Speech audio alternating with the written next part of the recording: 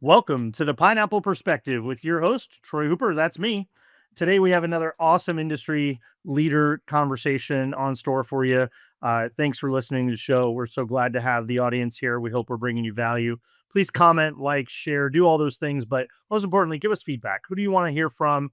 What do you want us to talk about? This is for you. This is not for me. I have these conversations all day, every day with my peers and founders and folks in the industry. The whole point is to bring this conversation to you, and we want to make sure it's valuable for the listener. Today, Ricky Richardson joins us. He's the CEO of Eggs Up Grill. Ricky, how are you? I'm doing fantastic today, Troy. How about yourself? I'm fantastic. Thank you. Excellent. Getting geared up for the holidays. My wife is It is. actively wrapping presents. I think she uses the opportunity for me to be stuck on a microphone to wrap my present, hopefully. But yeah, this is the season, as we know. We're recording this just before the holidays. Although this will come out after the holidays, it'll still be in the winter and still be in the festive season, I think, overall. Ricky, we start the conversation off every single time with the very first question right out of the gate. What does hospitality mean to you? It's hospitality means to me is doing the things that put a smile on a guest's face. It is an honor to be in the business that we do from a service standpoint, but seeing somebody be happy about the experience, impressed by the experience in a positive way, that's what it means to me. Really simple explanation. As it should be. And Ricky, you've been in this industry 35 plus years. I'm on year 32 this year, so just a little bit behind you. But I find with folks like us that the belief that we have, that answer that you gave, is not something that's necessarily born once you're in the industry. It's something that we tend to latch onto, or it comes from somewhere else a little bit earlier in life. Where does that belief for you come from, wanting to make people smile and be happy inside our business? Yeah, you're right. I fell in the industry myself in college as a busboy in a freshman cafeteria. Got out of college, had no idea what I wanted to do. Sold cars for a day, and that was not for me, so I became a fry cook the next day. I loved the energy of the industry. I love the ability to keep score by guest, by table, by shift, by day. But what really energized me was be the closest to the people and having a pretty passionate guy. I love the energy and intensity of our industry, the positive intensity and sometimes the challenging intensity. But being able to, as I said earlier, have a successful experience with a guest, it's hard to beat for me. It's hard to beat that feeling. Yeah, I'd agree. Need to get out there and spend some more time with guests, and sometimes we get stuck in these glass boxes, so to speak. But Sure. yeah, It's exactly why I'm in a much smaller business than I have been historically, is to get closer to the guest, just like you said. yeah, yeah. I'll be out there tomorrow having lunch with an industry large franchisee partner, and then I'll be out there Friday. We'll be doing our monthly photo video shoot, our production shoot inside the store. So again, get Oh, a chance wonderful. spend some time with guests and employees at the stores too, which would be great. Ricky, tell us a little bit about you. Where do you come from? What have you done? It's a storied career. You've been a part of some pretty iconic brands. Tell everybody a little bit about yourself. Yeah, well, thanks very much, Troy. As I said, fell into this when I was in college, and then my first kind of professional career was as a fry cook. It was a small home-style cooking, farm to table before that was the thing, called the Black Eyed Pea Restaurants, in Dallas, entrepreneurial-led business. There was 15 or 20 of those when I joined, 6 days worth of management training. Was tossed a set of keys to, to go run a restaurant. Hey, that's more than a lot of people used to get. Okay. You are correct. Here's You a are name correct. tag. It says manager. Good luck. And I ended up in one of the bars they own, not the home style cooking concept that I was trained in. But yeah, I did that for, gosh, 12 years with, I've only been with 3 brands over the course of my career.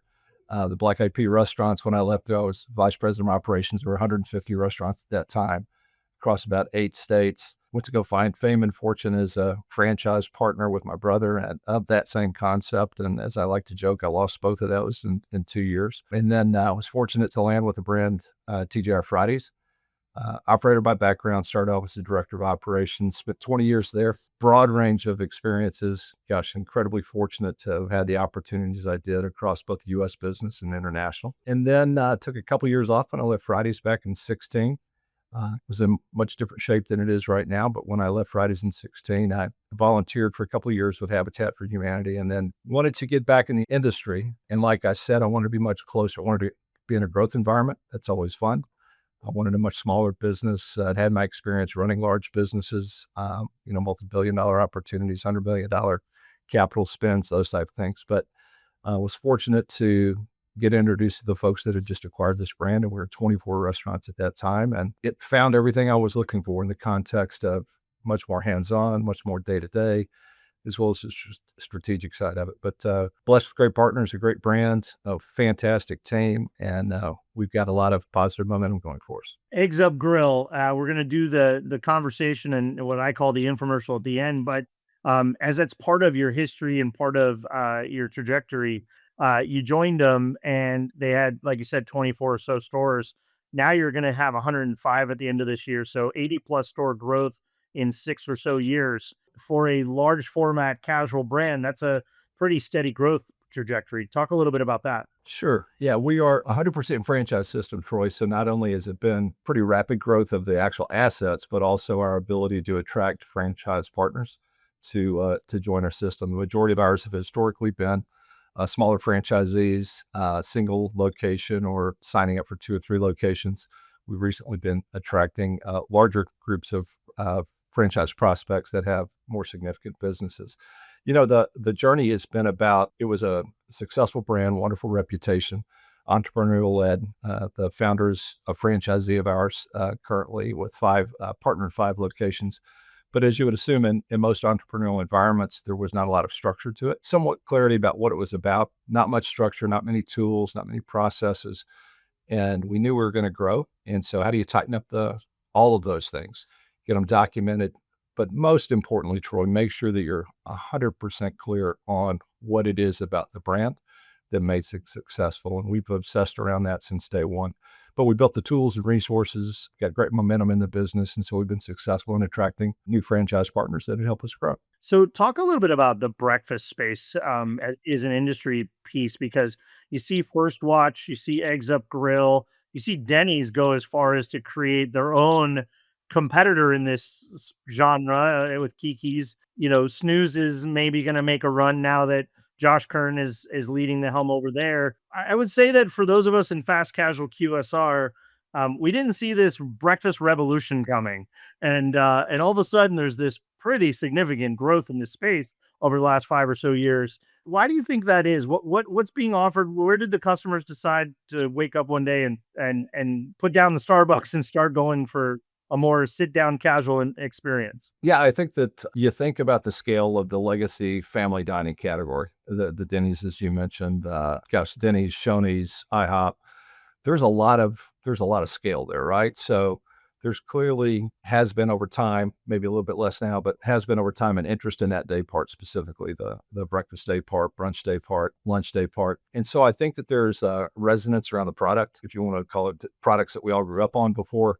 Yeah. There's a little bit of a comfort food slant to that as well. Guys like First Watch, who I have tremendous respect for, really have hung their hat on the culinary side of that. We hang our hat a bit more on the approachability and the breadth of consumer appeal that we have, convenience on our side.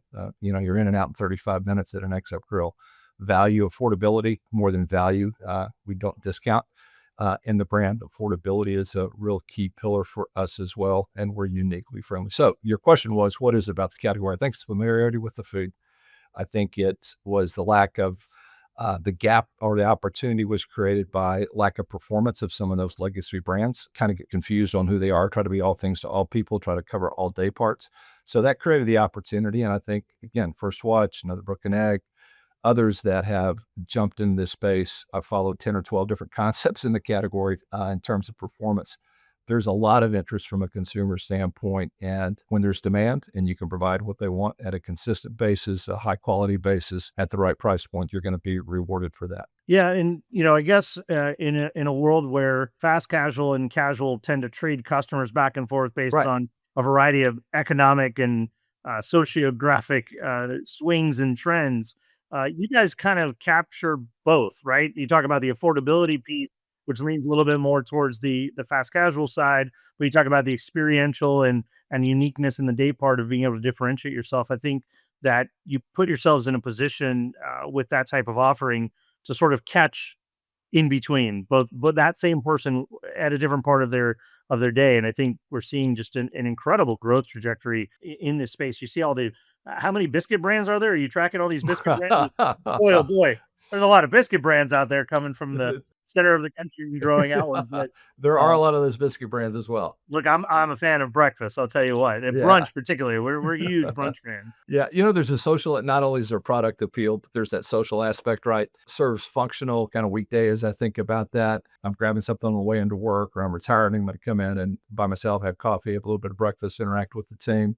Might have a business meeting in there. It might be moms or dads after dropping kids off at school, meeting with some friends together. So there's a wide range of uses there, but typically much faster than other full service experiences. Food's easy, even though it's made to order in our case and customized a lot. We can get it in and out really quick, ideally 10, 11 minutes on the ticket times, even on peak days, and in and out 35 minutes. And, you're spending 12, 13, $14 a person in and out. It's at a price point and a convenience factor that's very competitive with fast casual, even QSR in some cases from a pricing standpoint, but you get the full service experience from the facility, from the ambiance, and most importantly, from the service. Let's talk about a little bit about this macroeconomic environment. We're recording this in mid December, and it'll probably come out in January, but I don't expect the next 60 days to dramatically change in the consumer. Obviously January, February tend to be a lot slower with weather and coming out of the holiday hangover and all that, and everybody getting healthy again Sure. for a few weeks. But how has your business, and particularly this genre, really weathered this? You're seeing growth at a time when most people, if they're within 2 points of being under previous quarters and previous years, are going to be pretty happy because there's a lot of folks that are high single, low double digit deficits to previous quarters and years in the current environment. How is it that your brand, particularly in this genre, is not only holding steady but actually growing? Yeah, Troy, we're going to have a record year from a same store sales increase. We've got 104 restaurants right now. We'll open our 105th in about 10 days. We've got 80 stores in 80 restaurants in our comp store base. We're on the year-to-date basis, we're up just under 8%. So it's a record year for us, second only to 2020, first half of 21, when we were rolling over the impact of the early days of COVID. So we're uniquely positioned within a hot category that you talked about there. The differentiation works for us, the value works for us, particularly this environment, and we're a uniquely friendly concept. So yeah, we're not naive about the macro environment. We're certainly cautious about how we talk about ourselves. We are priced very affordable, so we don't discount, but priced very affordable. So we're leaning into that everyday affordability that we have. Every promotion that we come out with, we do typically 4 LTOs across the course of the year. Digital support, we're a low marketing brand as well, but we'll have a starting at price point that's sub $10 on all the products that we have. Those are not discounts. Again, those are everyday prices. So we're leaning heavily when we talk about ourselves into the affordability, but also clearly emphasizing not only the quality of the product and the flavors and the background and that kind of the fun and energy that we try to put in that, but also on our reputation around just a uniquely friendly, locally connected brand. And so I think all of those things are playing to our benefit.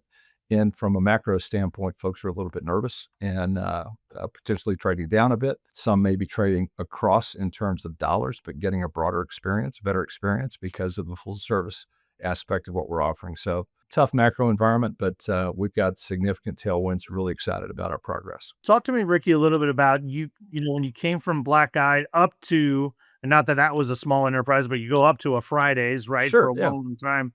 And then you took that break and you're like, I want to get back into a little bit of a smaller brand, something that has some growth in front of it. Talk about those leadership lessons. What did you bring with you to Fridays? What did you learn at Fridays?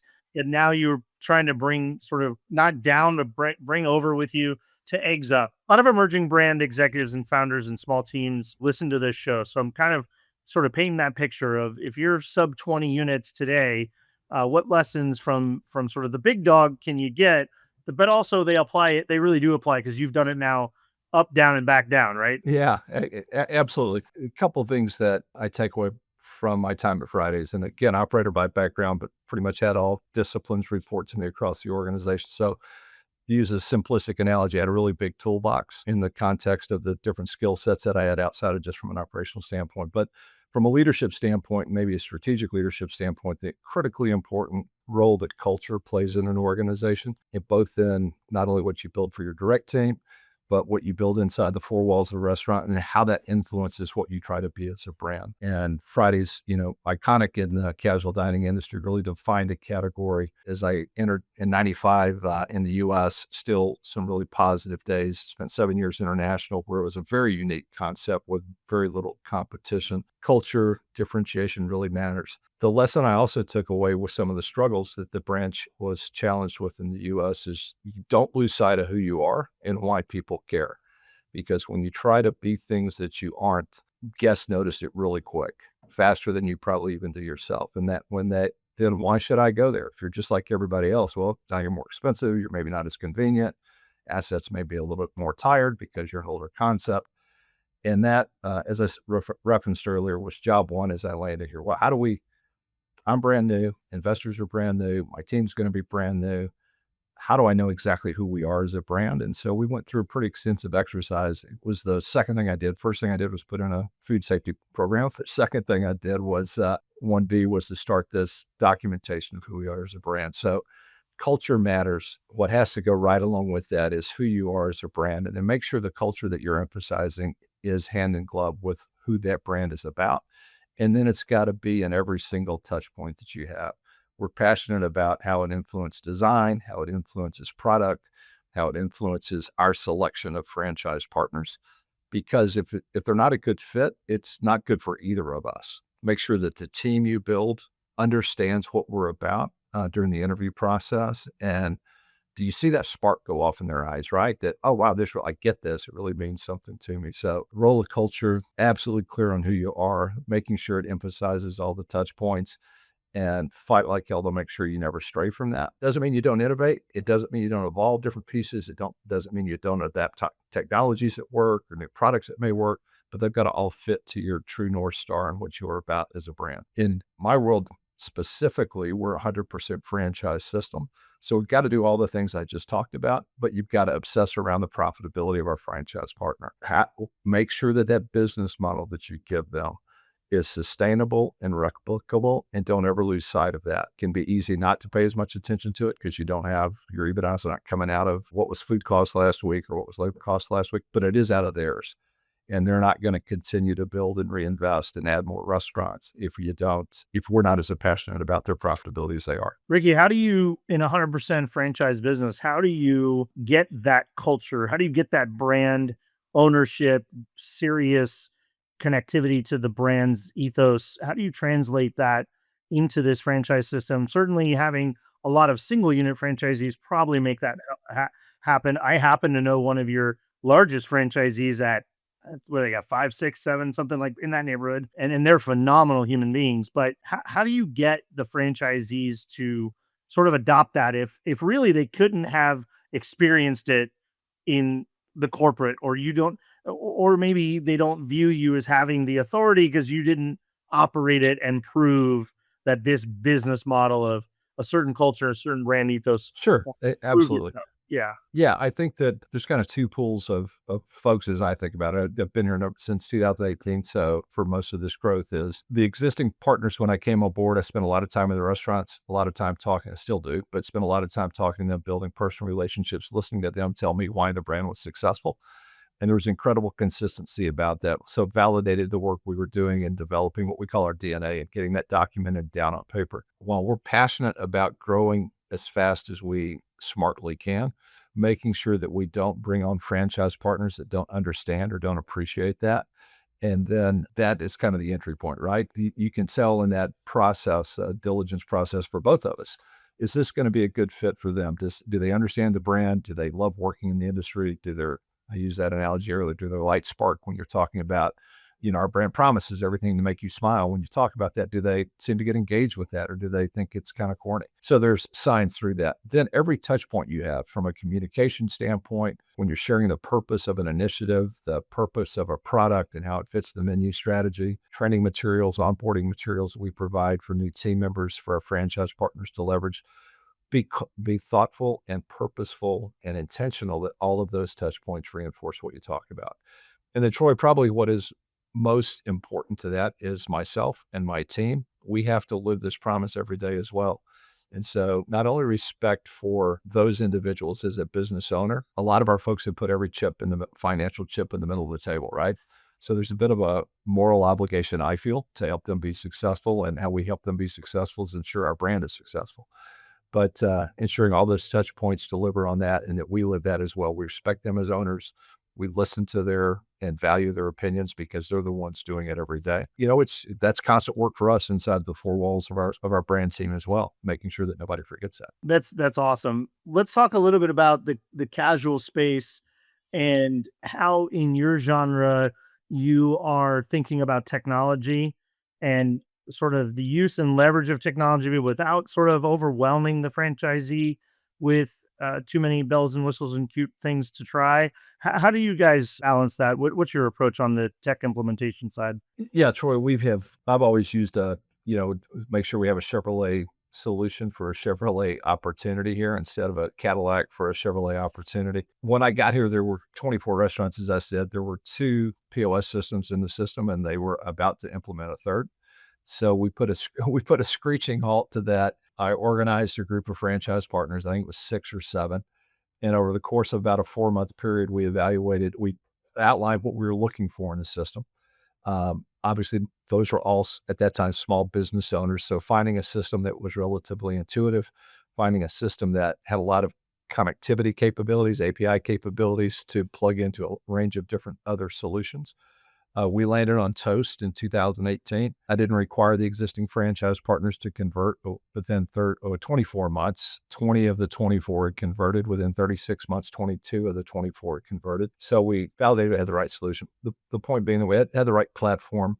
What came along with that was handheld technology at the tables. Yeah. That was not the reason we selected Toast. That was one of the benefits of Toast, though. So we were able to double down on the convenience side, the speed of helped our ticket times, obviously checkout times, pay at the table capabilities behind that. It's a very flexible system that is enabled us to pick, third-party tools. The scheduling software is an example. 7Shifts is the primary. We don't require one, but that's a primary tool that probably 80% of our franchise partners use. So it's what are the business needs that we have, and then how do we find a piece of technology, identify the piece of technology that works for our business owner and our operators in the system. For our franchise partners that don't operate their restaurant, have multiple restaurants and don't operate every single day, we typically have probably what I'd call a fast casual or QSR type GM, not a $3.5–4 million GM of a casual dining restaurant, $6 million. They have tons of experience. So you want to keep the administrative side of it simple and straightforward as well. And so we're really fascinated around that. Last question, Ricky, and we'll talk a little bit about the Eggs Up Grill opportunity. You seem to have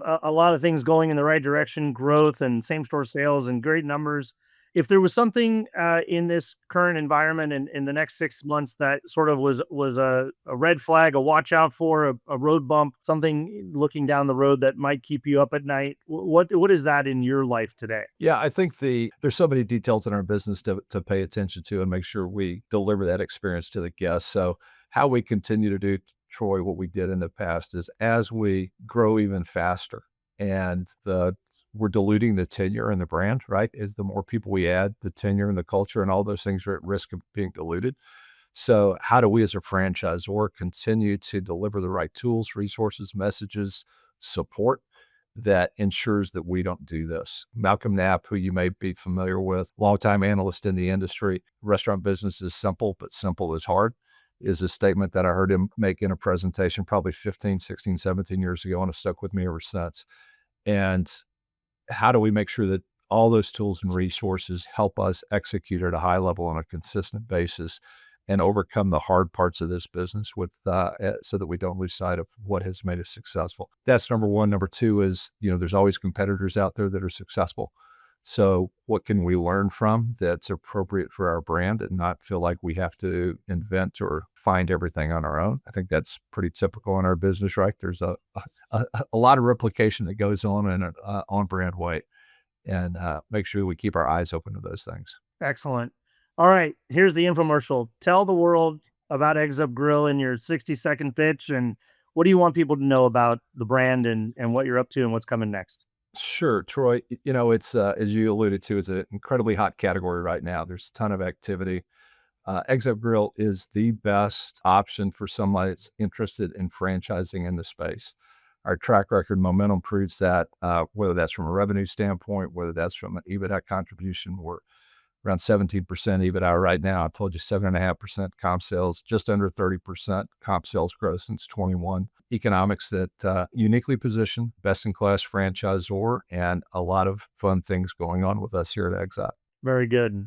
Ricky, awesome having a conversation with you, getting to know you, learn more about the ins and outs at Eggs Up and your perspective as a legendary, longtime operator at your level. And Is that code for old? So that's all yeah, right. If it hey, is, as the gray keeps growing over here, yes, this beard has absolutely. less and less tan and brown in it than it did a year or two ago.